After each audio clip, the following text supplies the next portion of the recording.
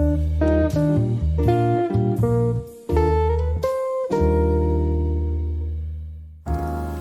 traders, bertemu lagi di podcast seputar forex.com.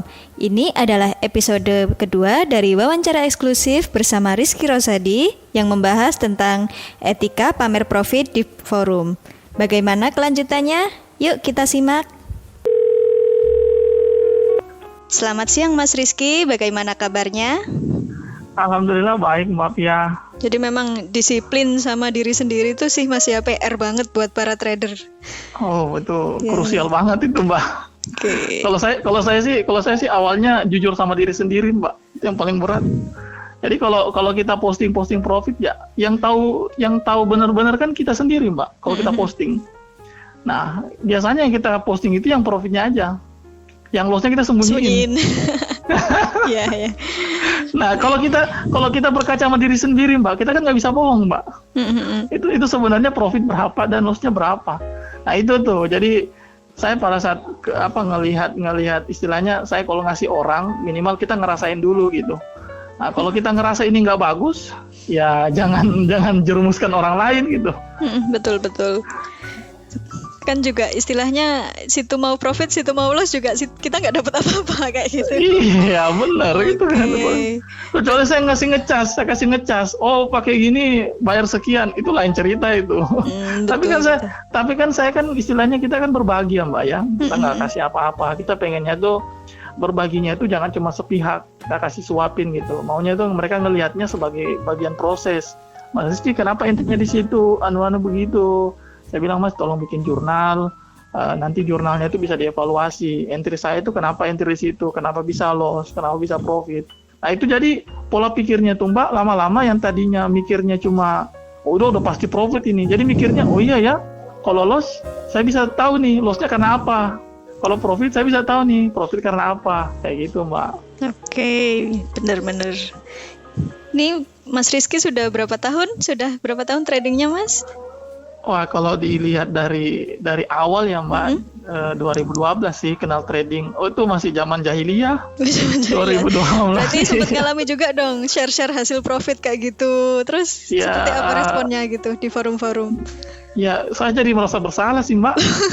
Iya, bukannya ini Mbak. Jadi kalau kita habis posting itu kan kayak ngerasa udah nih saya udah ngalahin market gitu Mbak ya.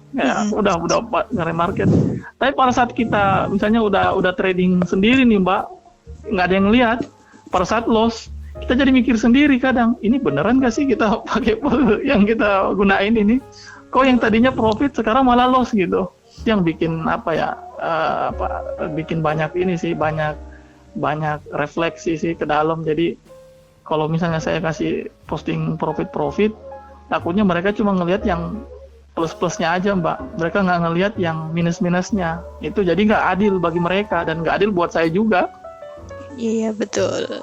Karena tradingnya kan proses ya Mas ya. Kalau cuma instan aja nanti banyak yang salah paham juga ya soal trading yang benar kayak gimana. Jadi dan mikirnya gini Mbak. Dari sekian banyak orang yang kita ajarkan Mbak ya, kan kita nggak tahu nih siapa nih yang orang kita ajar gitu. Bisa jadi orang yang kita kenal atau orang yang kita tidak kenal gitu. Artinya kalau kita ngajar salah Mbak, kita kasih mereka posting profit, nanti kan kembali ke kita Mbak. Jadi saya selalu berpikir kalau misalnya saya ngasih sesuatu yang baik buat ke orang, pasti akan balik ke kita. Kalau itu bagus ya Mbak ya. Sama juga kalau kita jermusin orang posting profit, udah pakai ini aja. Lotnya udah hajar lot aja. Udah 100 ketahanan 100, udah pasang sekian lot gitu. Full profit. Full margin. Ntar pada saat loss kita kabur Mbak. Iya, nanti ketemu di jalan dipukulin loh. Iya, seru sekali emang bahas soal SS hasil profit itu ya Mas ya. Terus setelah menjalani berbagai macam proses gitu ya, terus sekarang kesimpulannya kayak gimana itu Mas? Etika buat pamer profit yang benar di forum. Ya. Kalau saya sih untuk pamer profit di forum, sebenarnya saya nggak perlu harus tahu sistemnya sih Mbak. Yang penting trading plan-nya ada aja sudah bagus. Jadi trading plan itu kan isinya minimal cuma 3 Mbak. Entry harga berapa, istilahnya minimal alasannya entry lah, nggak perlu harus panggil alasannya gini nggak perlu. Kalau misalnya pakai indikator misalnya RSI udah 70, udah alasan tuh Mbak, atau misalnya stokastik udah nyilang gitu, itu udah alasan. Nah, masalah profitnya kan belakangan Mbak, kita nggak bicara profit dan lossnya Mbak, yang penting mereka bisa tahu prosesnya. Dan menikmati itu biar lebih bertahan lama ya Mas ya. Akunnya kan kasihan juga ya emang lihat yang 1 bulan 2 bulan trading terus udah kena MC terus hilang kayak gitu. Tidak ada kabar beritanya. Itu yang paling nggak enak itu Mbak, kalau orang dekat kita sendiri yang kena, itu paling nggak enak Mbak.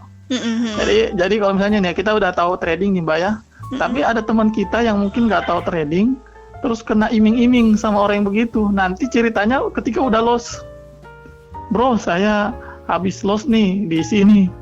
Wah, kamu kenapa belajar trading? Kamu tahu kan saya trading, tapi kenapa nggak nanya saya? Enggak, saya cuma pengen nyoba aja. nyoba 7 berapa juta bro habis. Nah udah nanti setelah kita ceritakan, waduh saya udah nyoba gini bro, begini. Saya bilang kenapa nggak nanya kan? Tapi ujung-ujungnya Mbak, kalau saya ngelihat ya dari sekian banyak yang trading seperti itu, pilihannya cuma 2 sih. Jadi satu yang istilahnya ngerti bahwa trading ini bisnis, biasanya mereka agak masih bisa stay Mbak. Masih mikir kan, trading ini pasti ada ilmunya gitu, pengen cari ilmunya. Tapi kalau yang mikirnya itu istilahnya, trading udah di trading ini nggak mungkin ada yang menang ini, udah judi aja semua ini di sama rata. Jadi istilahnya kalau dengar kata trading udah anti Mbak. Kalau menang ya menang, kalau rugi ya udah kayak gitu ya Mas. Cacing naga ya. Apa itu cacing naga? Jadi kalau menang jadi naga, kalau kalah jadi cacing. Oh begitu. Ya, cacing naga. Ya oke. Seru banget ini obrolannya. Nih udah sampai yang terakhir nih Mas. Ada pesan nggak untuk rekan-rekan trader yang sedang belajar forex dan gabung di forum? Kira-kira dasar-dasar apa aja sih yang don'ts and do? Lakukan apa dan jangan lakukan apa kalau gabung di forum kayak gitu, apa aja tuh Mas? Kita yang ke ini dulu ya, yang apa yang to do dulu, apa yang harus dilakukan. Apa yang harus dilakukan? Yang pertama kita harus ngelihat diri sendiri dulu. Kita di awal-awal kan minimal harus punya sistemnya atau memang strategi tradingnya. Kalau kita nggak punya, kita boleh masuk ke forum. Kan di forum kan nggak semua orang sama ya Mbak. Ada yang udah punya pengalaman lama, ada yang masih baru.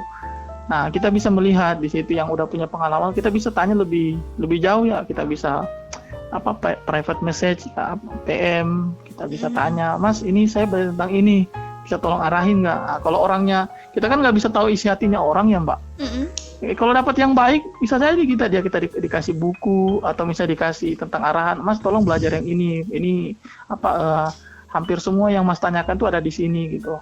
Nah, kalau kita bisa dapat orang kayak gitu, Mbak, 1 orang aja itu udah jadi perkembangan trading kita udah jauh banget, Mbak. Minimal nggak akan tergiur lagi sama yang biru-biru itu. Kalau ketemu orang yang begitu. Nah, terus yang kedua ya itu tadi tentang kita nemuin orang yang tepat ya. Terus yang kedua dari milih-milih grup itu kita bisa lihat bahwa grup yang kita masuk ini grup yang sehat apa enggak. Sehat atau enggak? Wah, ini perlu digarisbawahi. Nah, yang kalimat sehat ini sebenarnya relatif sih, tapi secara garis besar, kalau yang sehat itu kita fokus kepada proses bukan kepada hasil.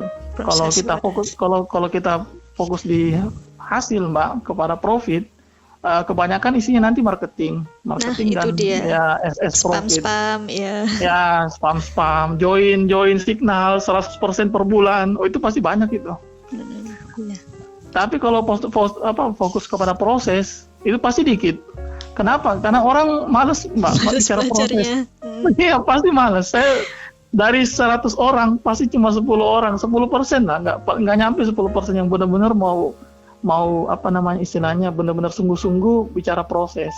Makanya di situ kalau kita punya grup itu minimal mereka bisa jaga tentang proses itu. Kita udah punya grup yang bagus itu, Mbak. Minimal spam pasti udah dikit tuh, spam. Terus yang kedua posting profit udah nggak ada. Terus yang ketiga orang-orang yang istilahnya ingin menjerumuskan pasti udah mulai menyingkir. Oh, ini nggak bisa dipengaruhi ini grupnya segala macam. Nah itu sih Mbak untuk yang ininya yang harus dilakukan. Nah, mungkin kalau untuk yang dihindari, paling kebalikannya aja Mbak, jangan cari grup yang nggak sehat. Jadi grup yang nggak sehat biasanya yang SS-nya isinya biru, terus ditanyain gimana tuh Mas, PM aja, aduh. Ya, pokoknya yang kayak seperti itulah. Yeah. Saya nggak bilang bahwa mereka itu semuanya jelek, nggak. Saya nggak seperti itu. Betul. Saya nggak bilang bahwa semua putih, semua hitam, nggak. Kita nggak bicara begitu. Cuma dari sekian banyak saya lihat, dari sebanyak pengalaman saya, dari persentasenya itu dikit Mbak. Yang istilahnya dia pamer profit, benar-benar hasil tradingnya secara pure gitu. Itu jarang banget. Karena kalau kita posting profit Mbak, masa sih ada trader yang nggak ada lossnya Mbak? Menurut Mbak ada nggak sih? Nggak mungkin. Trader tanpa loss. Ya, mungkin beginner's luck itu, mungkin cuma satu bertahan seminggu 2 minggu ya bisa biru terus. Karena namanya pasar kan dinamis ya Mas ya. Kan? Iya. Apalagi kalau ada berita-berita yang bikin dadakan seperti ini dalam kondisi kayak gini gitu ya Mas ya.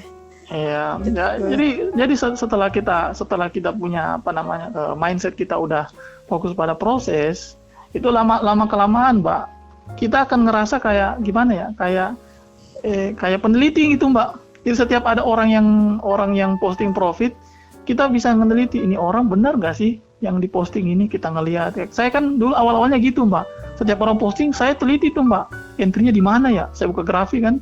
Salat entry, misalnya 10 kali entry gitu, pairnya sama, saya teliti. Ini orang entry karena apa sih? Kok bisa profit banyak sih? Oke, jadi memang kita kan tujuannya trading ini untuk jangka panjang gitu ya Mas ya. Kalau menurut Mas Rizky berarti selama ini yang biru-biru itu gimana ya, kesenangan jangka pendek aja gitu. Tapi untuk mikir profitabilitas jangka panjangnya itu juga penting gitu kan ya padahal. Iya, paling penting sih menurut saya sih kita tahanin modal Mbak. Ketahanan modal. Iya, karena saya selalu pikir jangan pernah nganggap modal itu modal yang kita akan cari lagi Mbak. Karena kita nggak akan pernah besar. Saya kasih contoh ya, misalnya Mbak punya modal $100 gitu. Kalau Mbak pikirannya itu ini modal nanti kalau loss di depo lagi, pasti 100 modalnya gampang habis tuh Mbak. Gitu. Karena pikirnya udah kalau loss $100 nanti tinggal depo lagi kan. Iya. Betul banget. Tapi kalau Mbak pikirannya gini, udah ini $100 modal terakhir, nggak boleh loss. Pasti mikirannya tuh, oh ini pakai money management berapa ya? Oh ini strateginya biar konsisten tuh berapa? Jadi pikirannya jangka panjang Mbak, bukan untuk udah 100 jadi 1000 dalam sebulan gitu, nggak kayak gitu. Oke. Baik Mbak. Demikianlah traders obrolan saya dengan Mas Rizky Rosadi. Jadi kesimpulannya pamer SS hasil trading itu diperbolehkan loh, tapi asal ada trading plan-nya agar tidak melanggar. Seperti itu ya Mas ya? Ya, trading plan menjelaskan proses ya. Ya, ada entry, SL, sama TP. Kenapa kok tidak boleh langsung pamer SS? Karena bisa menyebabkan psikologi terganggu. Takut ada perasaan ketinggalan dan semacamnya. Terus juga agar kita lebih bertanggung jawab sama hasil trading. Demikianlah Traders Podcast kali ini. Agar tidak ketinggalan berita, analisa, dan artikel-artikel menarik soal Forex, jangan lupa kunjungi Seputar Forex. Sampai jumpa.